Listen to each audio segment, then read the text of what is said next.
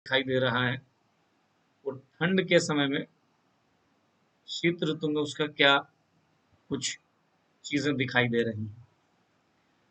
आइए एक एक लाइन को समझते हैं। हिमालय के उत्तर में, हिमालय का उत्तर यानी ये वाला इलाका, ये वाला इलाका, यहाँ मध्य एशिया, तिब्बत और चीन में धरातल से, इस इलाके में, हिमालय के उत्तर की बात कर रहा हूँ, धरातल से यानी जमीन से 6 से 12 किलोमीटर की ऊंचाई पर क्षोभ सीमा, याद रखिएगा एक क्षोभ मंडल है तो क्षोभ सीमा है, वहां पश्चिम से पूर्व दिशा में चलने वाली शक्तिशाली वायु धाराओं को जेट धारा कहते हैं, जेट स्ट्रीम कहते हैं। समझिए मेरी बात को।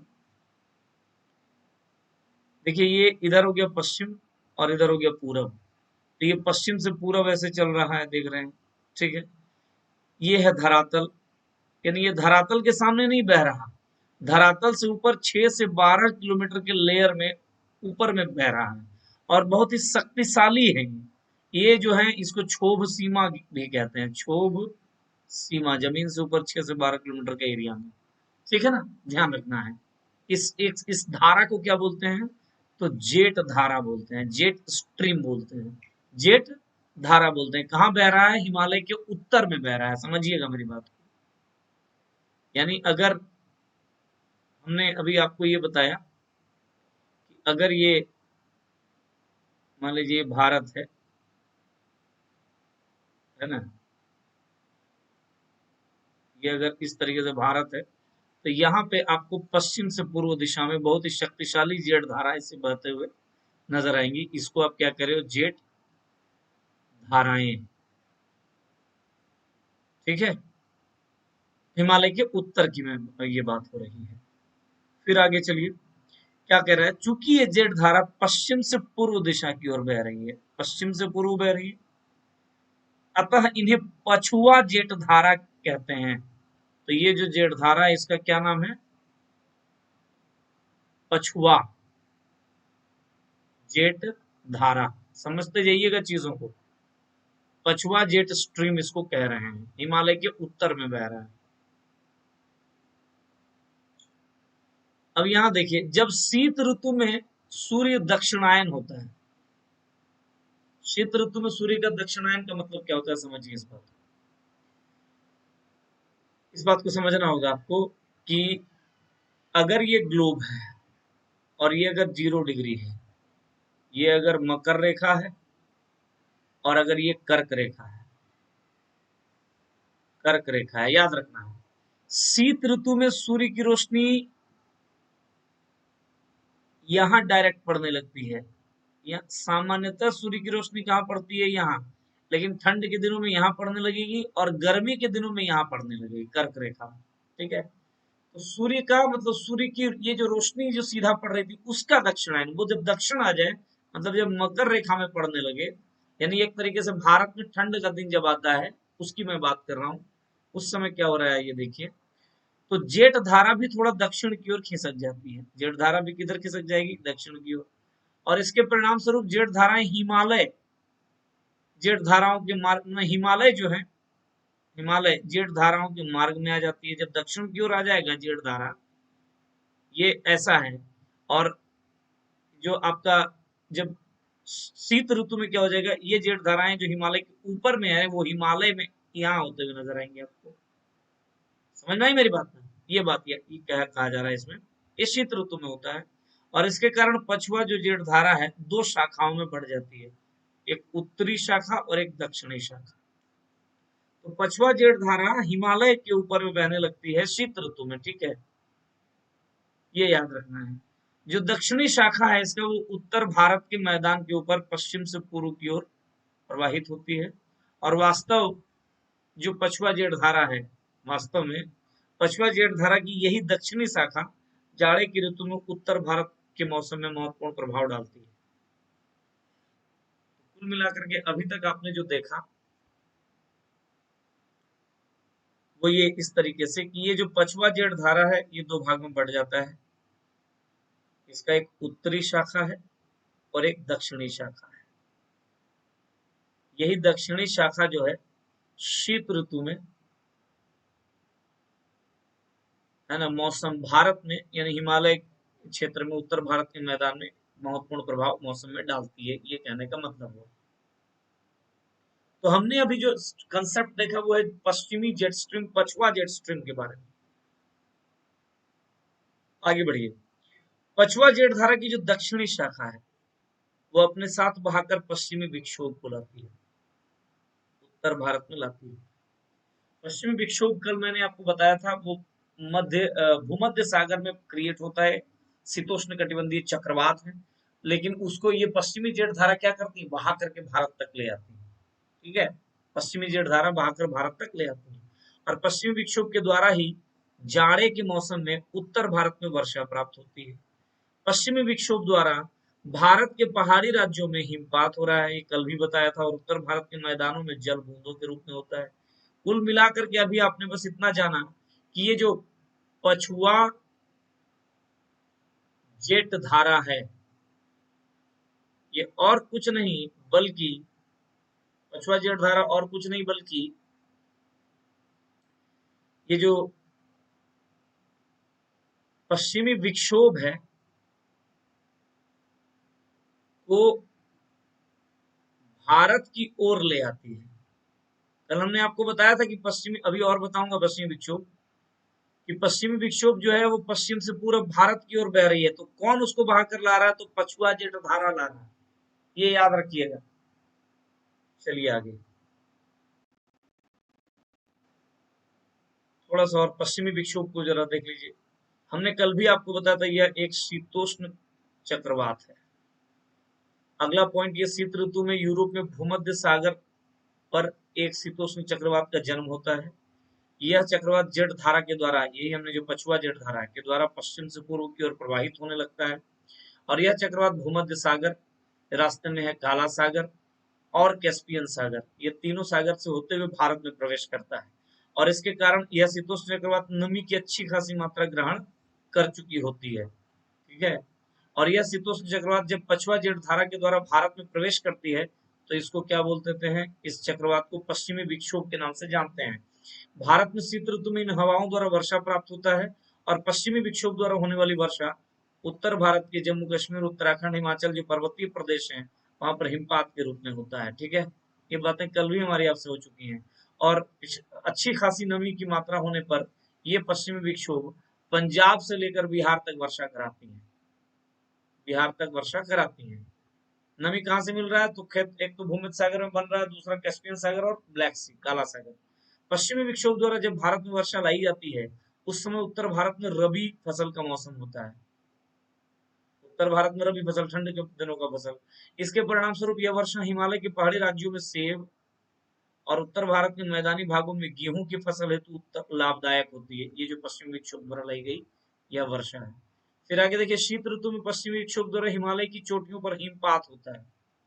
अधिकतर चोटियां हिम रेखा के, क्योंकि अधिकतर चोटियां हिम रेखा के ऊपर है, हिम रेखा मतलब 4400 मीटर के ऊपर है। यही कारण है कि हिमालय से निकलने वाली नदियों का जल में कभी कमी नहीं होती। पश्चिम विक्षोभ द्वारा होने वाली वर्षा, यानी आप बोलेंगे जैसे बहुत सारा हिमनद से निकलता है ना पानी, तो हिमनद में भी पानी आता रहता है हर साल। ठंड के दिनों में ये जो पश्चिमी विक्षोभ है वो वहां पे हिमपात करा देता है। पश्चिमी विक्षोभ द्वारा होने वाली वर्षा पश्चिम से पूरब की ओर घटता जाता है, पश्चिम से ही आ रहा तो पूरब की ओर घटेगा, ये याद रखिएगा। हम अभी आपको जो बता रहे हैं वो टॉपिक ये है कि शीत ऋतु में भारत में मौसम की क्रियाविधि, और इस क्रियाविधि को बताने के दौरान आपने जो जाना, एक पॉइंट, एक कंसेप्ट आपने ये जाना कि पछुआ जेट धारा है, और यही पछुआ जेट धारा क्या कर रहा है, भारत में किसको ला रहा है बहा करके, किसको ला रहा है बहा करके, तो ये पश्चिमी विक्षोभ को ला रहा है, विक्षोभ। तो आपने पश्चिमी विक्षोभ देखा, और शीत ऋतु के मौसम की क्रियाविधि में एक और टर्म आपको जानना होता है जिसको कहते हो उत्तर पूर्वी मानसून। ये, तो आइए इसको भी जरा सा समझने का प्रयास करते हैं। देखिए नेक्स्ट टॉपिक है आपका क्या है, उत्तर पूर्वी मानसून। जहां पश्चिमी विक्षोभ से उत्तर भारत के पहाड़ी और मैदानी भागों में वर्षा होती है, वहीं उत्तर पूर्वी मानसून से तमिलनाडु के कोरोमंडल तट से वर्षा होती है। एक्चुअली ये उत्तर पूर्वी मानसून लौटता हुआ मानसून भी है। अभी मैं बात करूंगा, आगे समझाऊंगा। तो उत्तर पूर्वी मानसून से हमने पहले भी आपको बताया है कहां हो रहा है, तमिलनाडु के कोरोमंडल तट पर वर्षा प्राप्त हो रही है। ये देखिए,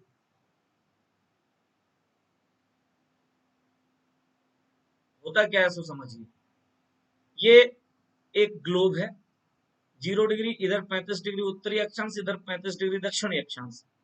विषुवत रेखा में वायुमंडल में निम्न दाब, यहाँ जो देखिए क्या होता है कि ये पूरा जो एरिया है ना, वो निम्न दाब का क्षेत्र है। इसको क्या बोल देते हैं, विषुवत रेखीय निम्न दाब का क्षेत्र। क्यों निम्न दाब है, जरा से इसको समझने का प्रयास करिए। देखिए क्या होता है कि ये है, मान लिया जाए ग्लोब, और ये है 0 डिग्री। तो याद रखिएगा 0 डिग्री से इधर 30-35 डिग्री तक, इधर भी 30-35 डिग्री तक, ये इसको निम्न दाब का क्षेत्र क्यों कहा गया। यहाँ पे सूर्य की रोशनी वर्ष भर पड़ती है और बहुत गर्मी वाला क्षेत्र है, तो यहाँ पे हवाएं जो है, टेम्परेचर क्या हो जाएगा, बढ़ जा रहा है। तो हवाएं क्या हो जा रही हैं, गर्म हो रही हैं। और गर्म जब हवाएं होती हैं तो फिर यहाँ पे क्या होता है, वायु का आरोहण हो रहा है। आरोहण मतलब गर्म होकर के, हल्की होकर के ऊपर उठना। और जब ऊपर उठ जाएगा तो क्या हो जाएगा कि इस एरिया में हवाओं की मात्रा क्या हो जाएगी, हवाओं की मात्रा कम हो जाएगी। और हवाओं की मात्रा जब कम हो जाएगी, तो जब कम हवा ताकत लगाएगा तो वायुदाब भी निम्न हो जाएगा। तो इसीलिए निम्न, लो एयर प्रेशर बनेगा, निम्न वायुदाब। जब ज्यादा वायु पावर लगाएगा, फोर्स लगाएगा, तो उच्च वायुदाब। ठीक है, तो इसलिए याद रखिएगा जो 0 डिग्री के आसपास का जो दोनों एरिया है, इसको विषुवत रेखीय निम्न वायुदाब की पेटी हम लोग कहते हैं। अब देखिए दोनों गोलार्ध में 35 डिग्री अक्षांशों से विषुवत रेखा और की ओर हवाएं चलती हैं। और ये जब निम्न दाब है तो इधर से इधर हवाएं चलेंगी। बहुत क्लियर है, देखिए क्या कह रहा है कि जब निम्न दाब है तो इधर से इधर, ये देखिए इधर हवाएं चल रही है ना। इन हवाओं को याद रखिएगा व्यापारिक पवने कहते हैं। इन हवाओं को क्या कहते हैं, ट्रेड विंड्स कहते हैं।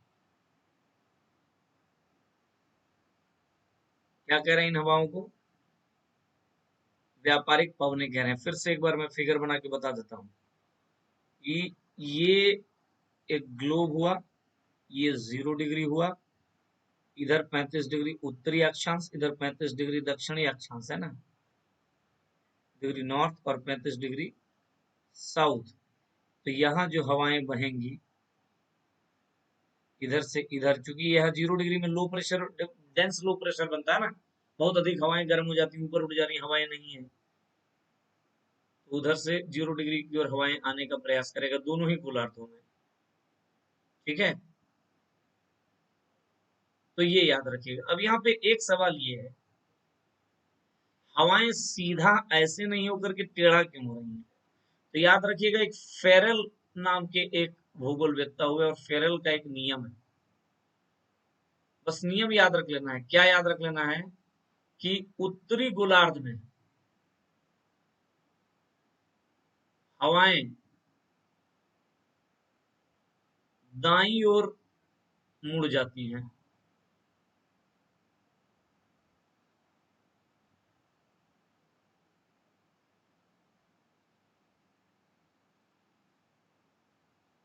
दाईं ओर मुड़ जाती हैं, मुड़ती हैं।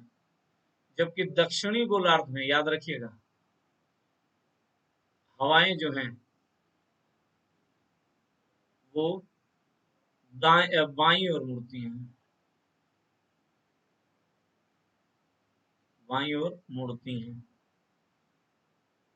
तो ये बात याद रखिएगा। इसलिए आप देख रहे हैं उधर से ये दाईं ओर मुड़ रहा है और इधर से ये बाईं ओर मुड़ रहा है।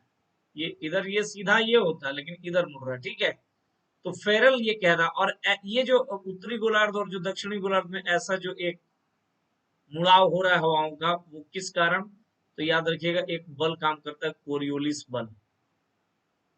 कोरियोलिस बल के कारण पृथ्वी चूंकि अपने अक्ष में घूमती है ना, तो उस अक्ष में घुमाव के कारण एक बल पैदा होता है जिसको कोरियोलिस बल कहते हैं। इस वजह से फेरल ने ये बताया कि उत्तरी गोलार्ध में हवाएं अपनी दाईं ओर और दक्षिणी गोलार्ध में, है ना, हवाएं अपनी बाईं ओर मुड़ जाती हैं, सीधा नहीं जा करके। ये याद रखिएगा, इसीलिए हमने फिगर ऐसा बनाया, ठीक ना। ये देखिए यहाँ फिगर ऐसा बना हुआ है, ये अपनी बाईं ओर मुड़ा हुआ है, ये अपनी बाईं ओर मुड़ा हुआ है, ये अपनी बाईं ओर मुड़ा हुआ है। समझ में आई मेरी बात? तो और इन हवाओं को किस नाम से जाना जा रहा है? इन हवाओं को आप व्यापारिक पवनें कहते हैं, ट्रेड विंड्स कहते हैं। वास्तव में क्या होता है कि ये व्यापार करने में पहले व्यापारियों को बड़ा मदद करता था। इन हवाओं के द्वारा जहाज थोड़ा आसानी से एक जगह से दूसरी जगह पहुंच जाता था, इसलिए इनको व्यापारिक पवनें नाम दिया गया। तो ये हुआ दूसरा बात। और बात याद रखिएगा, और बात कि व्यापारिक पवनें दोनों गोलार्धों में 35 से 0 डिग्री अक्षांश तक प्रवाहित होती है। जब व्यापारिक पवनें विषुवत रेखा की ओर प्रवाहित होती हैं तो पश्चिम की ओर रुख कर लेती हैं, पश्चिम की ओर रुख कर लेती हैं, यानी उधर से आते वक्त दाहिनी की ओर मुड़, अपने दाहिनी ओर मुड़ जाती हैं। ऐसा इसलिए क्योंकि फेरल के नियम के अनुसार उत्तरी गोलार्ध में हवाएं अपनी दाईं ओर और दक्षिणी गोलार्ध में हवाएं अपनी बाईं ओर मुड़ जाती हैं। परिणाम स्वरूप दोनों गोलार्धों में व्यापारिक पवनें पश्चिम की ओर रुख कर लेती हैं। पश्चिम की ओर देखिए, आप फिगर में अच्छे से देख सकते हैं कि ये भी पश्चिम की ओर मुड़ रहा है, ये भी पश्चिम की ओर मुड़ रहा है, ठीक है।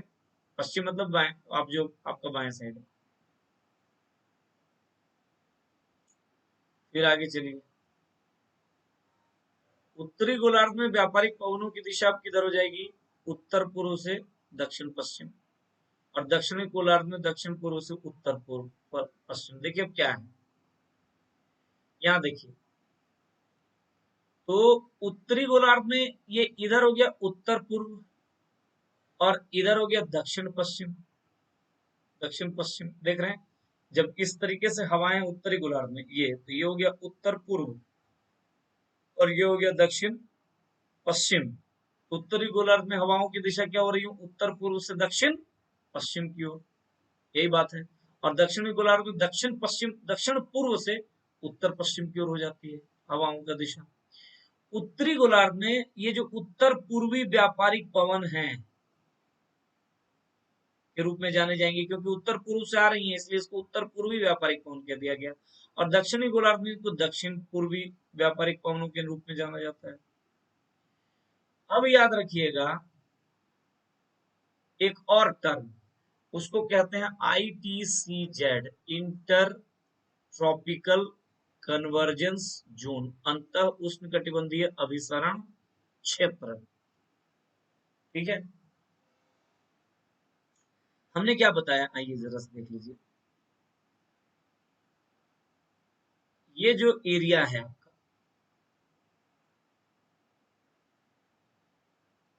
ये और ये, इधर से हवाएं ऐसी आ रही हैं, ऐसे आ रही हैं, ऐसे आ रही हैं, ऐसे आ रही हैं, ऐसे ऐसे, और इधर से हवाएं ऐसे जा रही हैं, ऐसे जा रही हैं, ऐसे जा रही हैं।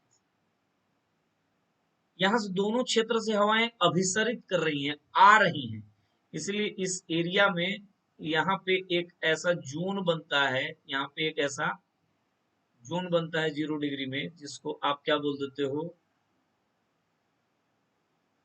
इसी को नाम दिया गया ITCZ, inter tropical convergence zone, ITCZ, अंतः उष्ण कटिबंधीय अभिसरण क्षेत्र। अभिसरण मतलब एक आके मिलना, ठीक है। ये ITCZ हुआ, दोनों ओर से हवाएं आकर के अभिसरित हो रही है, मिल रही है, ITCZ। ये पूरा मैकेनिज्म इसलिए ना कहा कि ये सूर्य की रोशनी जब सीधा चूंकि यहाँ पे आ रही है, पड़ रही है, इसलिए सबसे अधिक गर्मी, और गर्मी होने के नाते हवाएं ऊपर उठ जाती हैं, और लो प्रेशर बनता है यहाँ पे, और इसलिए दोनों ओर से हवाएं आ रही हैं। मतलब ये जो कन्वर्ज, ये जो अभिसरण हवाओं का हो रहा है वो इसलिए हो रहा है क्योंकि लो प्रेशर बेल्ट बन रहा है ये। और लो प्रेशर इसलिए बन रहा है क्योंकि यहाँ तापमान बहुत अधिक बढ़ जा रहा है, टेम्परेचर हाई हो जा रहा है। अब जो मैं कहने जा रहा हूँ वो समझिएगा। जब आप ग्रीष्म ऋतु की बात करेंगे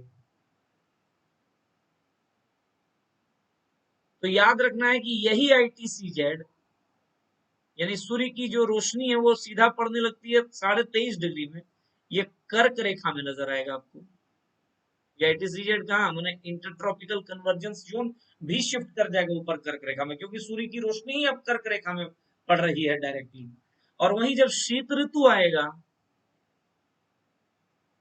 शीत ऋतु ठंड के दिन, तो सूर्य की रोशनी यहाँ पे डायरेक्टली पड़ती है इस एरिया में, मकर रेखा में। तो ये ITCZ जो है ये भी कहाँ पड़ेगा, तो मकर रेखा में आने लगेगा, शिफ्ट हो जाएगा। यानी ये ITCZ शिफ्ट होता है। और शिफ्टिंग का पैटर्न कैसा है वो देख लीजिए जरा सा, मैं आपको बता दूं कि ITCZ यहां रहेगा, इस एरिया में ITCZ रहेगा, ITCZ इस एरिया में रहेगा। कब, तो ग्रीष्म ऋतु में। और इस एरिया में है, मतलब कर्क रेखा में है, 23.5 डिग्री उत्तरी अक्षांश में है। वहीं कभी कभी ITCZ इधर रहेगा,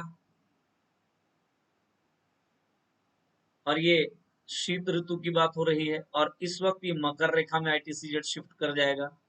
और सामान्य तौर पर ये यहां रहता है, सामान्य तौर पर ITCZ यहां रहेगा। ये विषुवत रेखा में 0 डिग्री में ITCZ आपको नजर आएगा। ये भी एक टाइम है, ठीक है, समझ में आ रही बात ना। तो जब गर्मी का समय रहेगा तो ITCZ का खिसकाव हो जाएगा ऊपर की ओर, जब ठंड आएगा तो ITCZ नीचे की ओर आएगा। ठीक है, चलिए इतना तक आप समझ गए। अब आगे देखिए क्या है, यहाँ यही बात बताई गई। जब सूर्य की लंबवत किरणें कर्क एवं मकर रेखा के मध्य विचलन करती है ना, अर्थात सूर्य का उत्तरायण एवं दक्षिणायन होता है, मतलब सूर्य की रोशनी जब कर्क रेखा में चली जाएगी तो उत्तरायण, जब मकर रेखा में नीचे में आ जाएगी तो दक्षिणायन। तो ITCZ भी उत्तर और दक्षिण की ओर विचलन यानी शिफ्ट करने लगता है। ठंड के दिनों में सूर्य के दक्षिणायन के साथ ITCZ जो है वो दक्षिणी गोलार्ध में चला जाता है। यहाँ देखिए फोटो, हमने भी बताया कि शीत ऋतु में ये ITCZ यहाँ 0 डिग्री है, ये 0 डिग्री है, तो ये दक्षिणी गोलार्ध में है, जबकि ग्रीष्म ऋतु में यह उत्तरी गोलार्ध में, ठीक ना, चला जाता है। और इसके चलते भारत पूरी तरह उत्तर पूर्वी व्यापारिक पवनों के अधीन आ जाता है। कब, ठंड के दिनों में। अगर मतलब आप समझ रहे, देखिए अगर यहाँ पर आ गया है तो अब ITCZ यहाँ गया, मतलब अब व्यापारिक पवनें ऐसे ना आ रही है जी, तो पूरा भारत व्यापारिक पवनों के अधीन आ गया। चूंकि उत्तर पूर्वी व्यापारिक पवनें स्थल खंडों से होते हुए बहकर आती हैं, अतः इनमें नमी की मात्रा नहीं के बराबर होगी। समझ में आई मेरी बात। यह है भारत, यहाँ से आ रही है उत्तर पूर्वी व्यापारिक पवनें, तो स्थल खंड से होते हुए आ रही है ना, तो नमी की मात्रा नहीं है। लेकिन ये जो उत्तर पूर्वी भारत का ये जो कुछ ब्रांच है वो यहाँ पे लेती है और यहाँ आकर के घुस जाती है। मतलब बंगाल की खाड़ी से ली और तमिलनाडु का पूर्व मंडल तट में बारिश करवा दिया। बंगाल की खाड़ी से क्या लिया, तो नमी लिया। तो याद रखना है। तो अतः शीत ऋतु में उत्तर पूर्वी जो व्यापारिक पवनें हैं, भारत के अधिकांश क्षेत्र में वर्षा नहीं हो पाती है, लेकिन उत्तर पूर्वी व्यापारिक पवनों का वह भाग जो बंगाल की खाड़ी से होकर गुजरता है वह नमी को प्राप्त कर लेता है, और जिसके कारण ये हवाएं तमिलनाडु के पूर्वी घाट से टकराकर पूर्व मंडल तट में वर्षा करा देती हैं। याद रखना है, ये है ठंड के दिनों का मैकेनिज्म। मतलब आप इतना जाने, आपको हमने बस इतनी बात बताया, ये जो उत्तर पूर्वी मानसून वो और कुछ नहीं है बल्कि उत्तर पूर्वी व्यापारिक पवनें हैं। क्या है, वो उत्तर पूर्वी व्यापारिक पवनें हैं, याद रखिएगा। और यही बात आपको मैंने बताया कि वो बहुत ज्यादा नमी तो नहीं ले रहा, लेकिन थोड़ा सा बंगाल की खाड़ी में लेकर के तमिलनाडु में वर्षा कराती हैं। ठीक है, तो यानी शीत ऋतु की बात अगर आप करो, शीत ऋतु की बात अगर आप करो तो तीन चीजें आपको समझना है। क्या क्या? नंबर एक, आपको जानना है पछुआ जेठ धारा। और ये क्या कर रहा है? यही पछुआ जेठ धारा जो भूमध्य सागर में जो शीतोष्ण कटिबंधीय चक्रवात जिसको पश्चिम विक्षोभ है वो पैदा हो रहा है, उसको भारत में लाता है। तो पश्चिमी विक्षोभ को, ये शक्तिशाली हवाएं हैं पछुआ जेठ धारा की, पश्चिमी विक्षोभ को बहाकर भारत की ओर लाता है। यानी अगला कंसेप्ट आपने जाना पश्चिमी विक्षोभ। और पश्चिमी विक्षोभ और पछुआ जेठ धारा में क्या संबंध है? तो यही पछुआ जेठ धारा है जो पश्चिमी विक्षोभ को बहाकर भारत की ओर लाती है। दूसरी बात आपने इसमें जाना उत्तर पूर्वी व्यापारिक पवनें। और इन्हीं उत्तर पूर्वी व्यापारिक पवनों को आप उत्तर पूर्वी मानसून कहते हैं और कुछ नहीं है। ठीक है, और इसी को आप लौटता हुआ मानसून भी कहते हैं। और ये क्या कर रहा है? तो तमिलनाडु में वर्षा करा रहा है कोरोमंडल तट पे, कोरोमंडल तट पर। ये कहाँ वर्षा करा रहा है भाई? पश्चिमी विक्षोभ तो कुछ राज्यों में, पहाड़ी राज्यों में हिमपात करा रहा है, और मैदान में पंजाब हरियाणा ऐसे इलाकों में, बिहार तक में आकर के ऐसे इलाकों में क्या कर रहा है? दिल्ली में भी क्या हो रहा है? तो बारिश करवा रहा है, वर्षा की बूंदों के रूप में हो रहा है। ठीक है, तो ये है शीत ऋतु का पूरा मैकेनिज्म। आपने समझा। इसको समझने के लिए आपने और कुछ कुछ कंसेप्ट जाना, जैसे ITCZ जाना। थोड़ा कठिन है मेरे भाई, लेकिन समझना होगा, रिपीट करना होगा, वीडियो को रिपीट करके देख लीजिएगा, समझ में आ जाएगा। ठीक है, बताइए।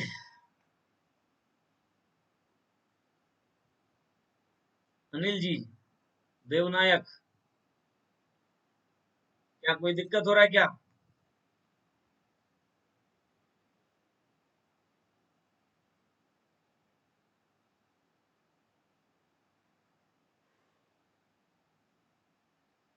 थोड़ा सा रिपीट करके देखना है। हमने नोट्स भी आपको भेज दिया है, मैं समझा भी दे रहा हूँ क्या करना है कैसे करना है। ठीक है, लेकिन थोड़ा रिपीटेशन भी करते रहिएगा चीजों को।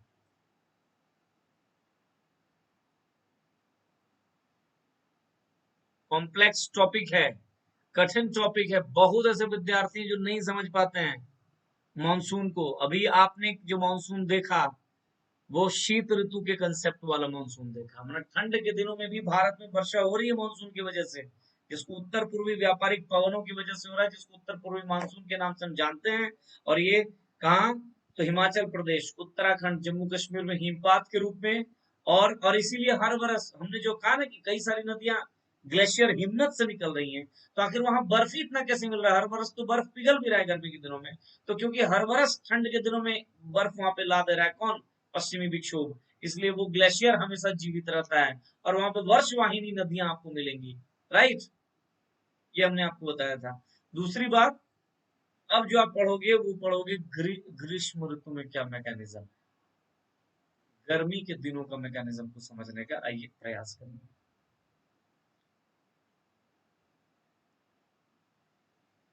इजी है, बस समझते जाइएगा।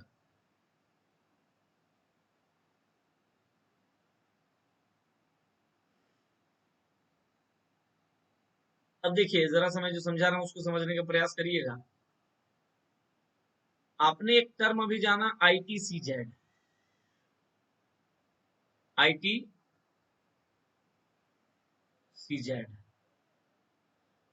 अगर ये ITCZ है 0 डिग्री में, एकदम 0 डिग्री के आसपास है, और गर्मी के दिनों में मैंने आपसे कहा कि ये ITCZ शिफ्ट कर जा रहा है कहाँ पे? तो कर्क रेखा में। इस वक्त ये ITCZ कहाँ है? कर्क रेखा में है। कर्क रेखा मतलब 23.5 डिग्री नॉर्थ में है।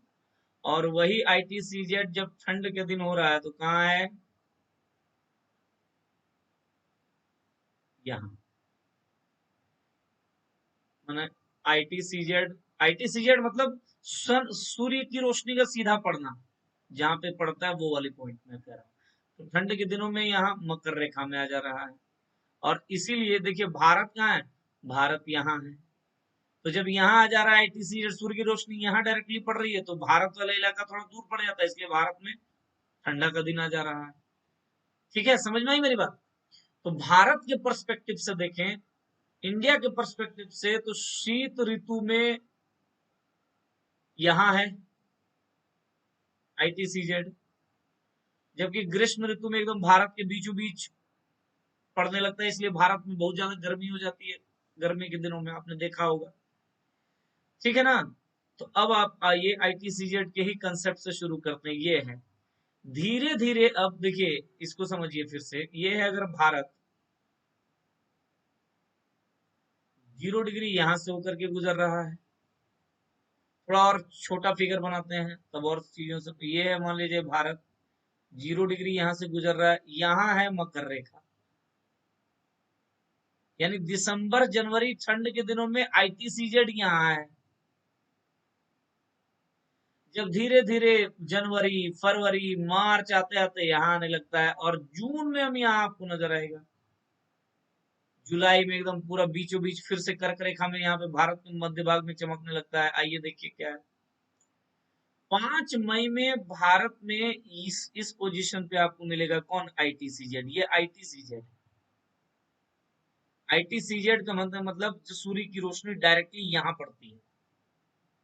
10 मई में यहाँ, 15 मई में यहाँ, 20 मई आते आते यहाँ, और ये जो एरिया है मई 20 मई के बाद यहाँ एकदम कर्क रेखा में, ये कर्क रेखा है 23.5 डिग्री है ना, यहाँ पर आईटीसीजेड देखिए, फिर हवाएं इधर और इधर, ये व्यापारिक पवने हैं, ये यहाँ पे आईटीसीजेड का शिफ्टिंग हो जाता है 20 मई के बाद। कुल मिलाकर के बात को समझिए, 21 जून को यहाँ आता है एकदम आईटीसीजेड। अब समझिए क्या मैं कह रहा हूं, धीरे धीरे समझना।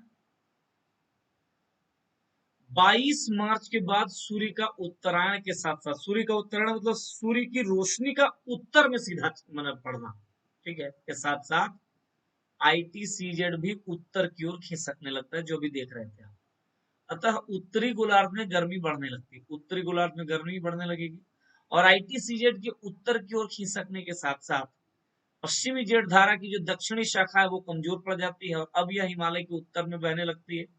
नॉर्मली हिमालय के उत्तर में ही बह रही थी, है ना, ये याद रखिए। आईटीसीजेड चूंकि दक्षिण में हो गया, इसीलिए वो भी थोड़ा सा हिमालय के ऊपर में। तो आइए धीरे धीरे समझते हैं, मार्च और अप्रैल में भारत की स्थिति क्या है उसको जरा से समझिए। भारतीय उपमहाद्वीप का जो पश्चिम उत्तर का भाग है वो गर्म होने लगता है, यानी एक तरीके से पश्चिम और उत्तर का भाग गर्म होने लगता है। अतः यहाँ क्या बन जाएगा, निम्न दाब का क्षेत्र होने लगेगा। इसे भरने हेतु उत्तर भारत में हवाएं चलने लगती हैं, मार्च अप्रैल में हवाएं चलने लगती हैं। चूंकि ये निम्न दाब का क्षेत्र इतना ही शक्तिशाली है कि स्थानीय हवाएं खींच के लाती हैं केवल। देखिए जहां पे लो प्रेशर रहेगा वहीं पे हवाएं आती हैं चारों ओर से। तो भारत में जैसे ही पश्चिमोत्तर भाग में, यानी ये जो कर्क रेखा जो भारत को बीचों बीच में, गुजरात राजस्थान पंजाब हरियाणा, यहाँ पे जब हवाएं गर्म चलने लगेंगी, निम्न दाब का क्षेत्र बनने लगेगा, तो हवाएं चारों ओर से आएंगी। लेकिन ये इतना मजबूत निम्न दाब नहीं है कि बहुत दूर से आएगी, जो स्थानीय हवाएं हैं वही स्थानीय हवाएं यहाँ पर चलने लगेंगी। और स्थानीय हवाएं हैं तो कोई नदी नाला सागर से तो होकर के आई नहीं है, तो नमी की भी कमी रहेगी इन हवाओं में, और इसीलिए ये हवाएं वर्षा नहीं करा पाती और धूल भरी हवाएं इस वक्त में चलती हैं। मार्च अप्रैल की मैं बात करूं, मार्च अप्रैल निम्न दाब का क्षेत्र जरूर बना है, किंतु कमजोर निम्न दाब है, मतलब बहुत दूर से हवाएं नहीं आएंगी, लोकल हवाएं ही आएंगी जो कि धूल भरी आंधियों के रूप में चलने लगती हैं। अप्रैल के बाद मई का मौसम में आ जाइए। जैसे ही मई का मौसम, मई के प्रारंभ में आईटीसीजेड जो है वो भारतीय उपमहाद्वीप के दक्षिण छोर में आपको नजर आएगा, अभी जैसा फिगर मैंने बताया। इससे दक्षिण भारत में वर्षा होती है, क्योंकि ये हवाएं समुद्र से नमी ग्रहण कर लेता है। अब जरा समझिए, समझा रहा हूं एक बात,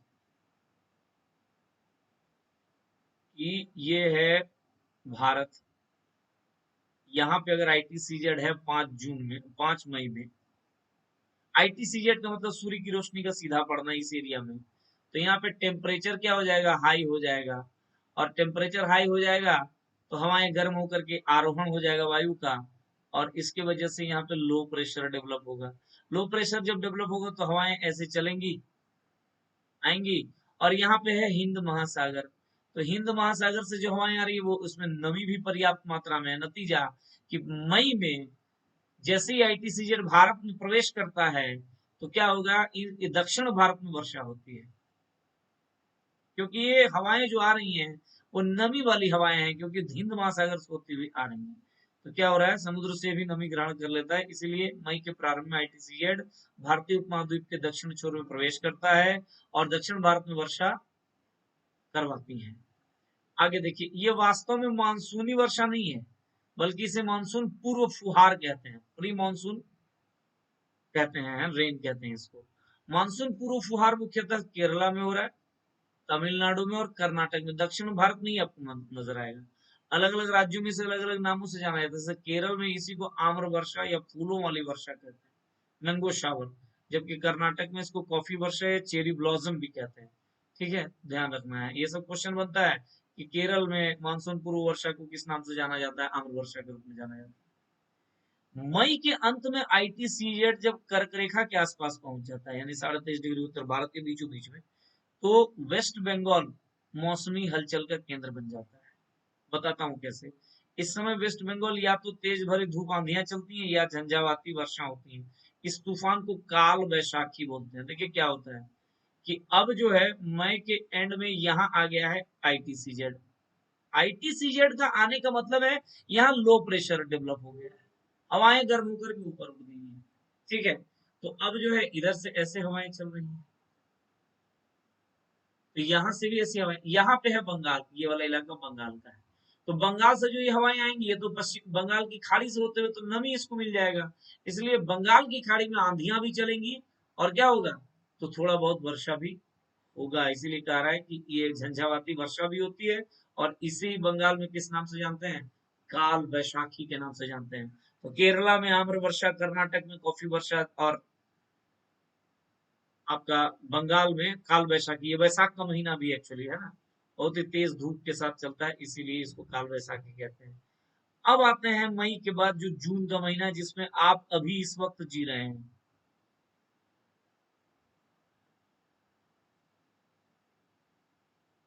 जिसमें आप अभी इस वक्त जी रहे हैं, जून मंथ में, ये थोड़ा सा समझने का प्रयास करते हैं। सूर्य की लंबवत किरणें कर्क रेखा पर 21 जून को पहुंचती है, एकदम 23.5 डिग्री, 21 जून को एकदम एग्जैक्ट। अब 21 जून के बाद 22 जून के बाद फिर वो किरणें सूर्य की, उसका दक्षिणायन होने लगता है, मतलब साउथ वर्ड डायरेक्शन में आईटीसीजेड अब शिफ्ट करने लगेगा। याद रखिएगा, आईटीसीजेड कभी भी कर्क रेखा से ऊपर नहीं जा सकता और मकर रेखा से नीचे नहीं जा सकता। अब कर्क रेखा में 21 जून को, 22 जून से अब नीचे आने लगेगा। ठीक है, याद रखना। लेकिन स्थल खंड समुद्र की तुलना में जल्दी गर्म होता है और जल्दी ठंडा होता है, अतः 1 जून तक आते आते स्वयं को पश्चिम उत्तर भारत में स्थापित कर लेता है। कौन, आईटीसीजेड। आईटीसीजेड इसके कारण पश्चिम उत्तर भारत में निम्न दाब का केंद्र बनता है, और अधिक गहरा हो जाता है यह निम्न दाब का केंद्र, और यह निम्न दाब के केंद्र आसपास की हवाओं को और ताकत के साथ आकर्षित करने लगता है। मैंने क्या बताया, हवाएं हमेशा हाई उच्च दाब से निम्न दाब की ओर जाता है। इसके कारण मई के अंत एवं जून के प्रारंभ में उत्तर भारत में बहुत ही गर्म हवाएं चलती हैं। देख रहे हैं, अभी देख रहे हैं, अभी चल रहे हैं। इन गर्म हवाओं को लू के नाम से जानते हैं, और इन हवाओं का संबंध दक्षिण भारत से बिल्कुल भी नहीं है। दक्षिण भारत में बिल्कुल नहीं, क्योंकि दक्षिण भारत में जो हवाएं आ रही है वो तो क्या है, वो तो हिंद महासागर से नमी लेकर के, वो तो बारिश भी करवा रही है ना, याद रखना है। आईटीसीजेड जब पश्चिम उत्तर में चला जाता है तो इसे मानसूनी निम्न दाब द्रोणी के नाम से जाना जाता है। जब विषुवत रेखीय मानसूनी निम्न दाब द्रोणी अत्यधिक शक्तिशाली हो जाती है तो हिंद महासागर की आर्द्र हवाएं उसकी ओर आकर्षित होने लगती हैं, और हिंद महासागर से आने वाली हवाओं की दिशा दक्षिण पश्चिम से उत्तर पूर्व होता है की ओर होता है, और इन हवाओं को दक्षिण पश्चिम मानसून के नाम से जानते हैं, है ना। इन्हीं हवाओं को अभी मैं समझा दूंगा, मैं जान रहा हूँ आपको दिक्कत हो रहा होगा। अब भारत में 90% वर्षा इन्हीं से होती है, भारत में प्रवेश करते ही ये हवाएं केरल के मालाबार तट में 1 जून को वर्षा कराती। इस बार लेट हो गया है हालांकि। इसके बाद यह क्रमशः उत्तर में हिमालय और पश्चिम में दिल्ली तक वर्षा कराती हैं। इसके बाद दक्षिण पश्चिम मानसून। तो इससे पहले कि हम दक्षिण पश्चिम मानसून शुरू करें, आइए मैं थोड़ा सा और इसको क्लियर करूं। हमने आपको ये बताया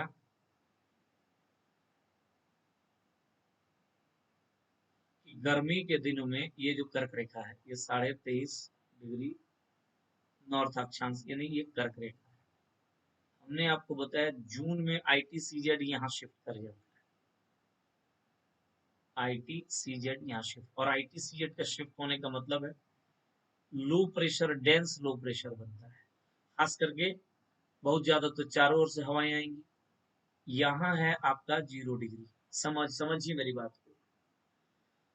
हमने आपको बताया था, याद होगा, ये ट्रेड विंड व्यापारिक हवाएं ऐसे चलती हैं और इधर से ऐसे आती हैं। हमने आपको बताया था ये बाईं ओर मुड़ जा रही है दक्षिणी गोलार्ध में, सीधा नहीं जा करके। अब यहाँ पे जैसी एंट्री कर रही हैं तो ये उत्तरी गोलार्ध में चली गई। और आपको हमने फेरल के नियम से बताया था कि उत्तरी गोलार्ध में जाते ही ये दाहिनी ओर मुड़ेंगी। समझ में आई मेरी बात या नहीं समझ में आई? तो इसका दिशा क्या हो जाएगा? तो दक्षिण पश्चिम से उत्तर पूर्व की ओर, ऐसे। समझ में आई मेरी बात?